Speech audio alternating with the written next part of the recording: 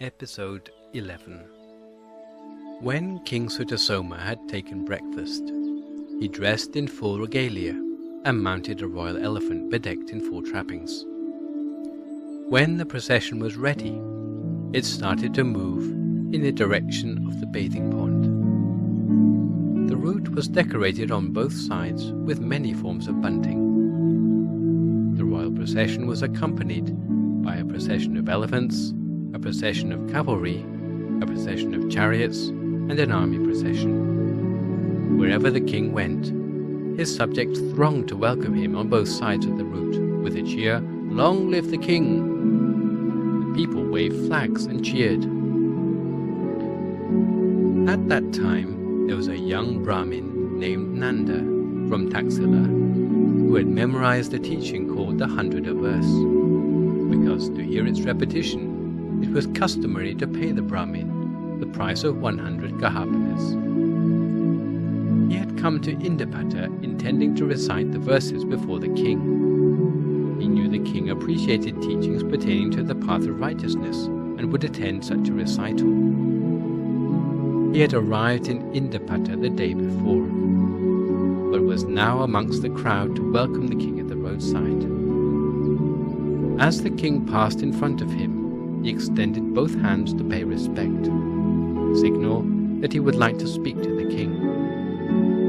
King Sutasoma noticed the Brahmin and knew his intention. He had the elephant draw close and asked, "Brahmin, where are you from? What is your purpose here, in case I may be of assistance to you?"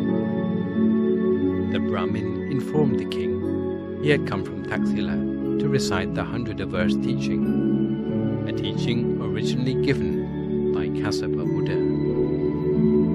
The Brahmin said, "Since I heard your majesty loves to study the Dhamma, I came to you in the hope that you would see fit to hear its recital." Even hearing the name Kassapa Buddha filled the king with so much joy that he wanted to hear the teaching immediately. However, the king had an important prior commitment. Since he had a ceremony to complete, he explained to the Brahmin, "It is my blessing that you are here. But at this moment I am not able to listen to the verses because I must first complete the Pusa bathing ceremony. But I promise you to attend your recital of this teaching tomorrow." In the meantime, he had the Brahmin accommodated in palace quarters before continuing on his way to the ceremony. The park was surrounded by a wall 18 cubits high. There were many layers of guards to protect the king. The first line of defense was the elephants. The second line of defense was the cavalry. Then came the chariots, the archers, and the swordsmen. At the appointed time, King Sutasoma dismounted the royal elephant, proceeding to the royal ceremony. Courtiers beat the gong, sounded the conch, and the band struck up a tune.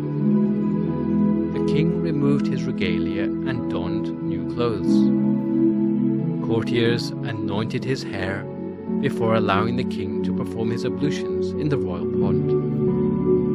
Emerging from the pond, he was dried and again donned new garments. The courtiers prepared to dress him again in full regalia, with flower garlands and perfume in readiness for the royal ceremony in front of the court.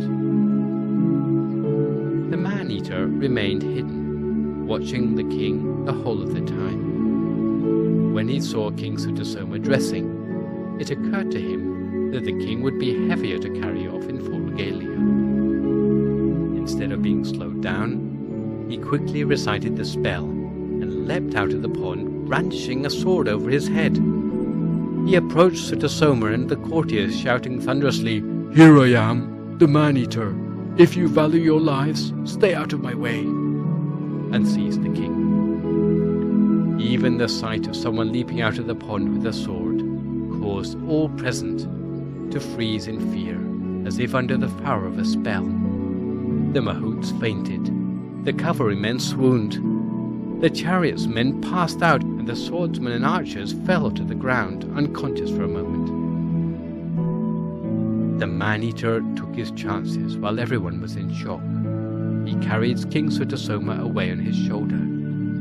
He treated him with more respect than the other kings, not grabbing his ankles or letting his head dangle down, because he still regarded Sutasoma as his friend and teacher.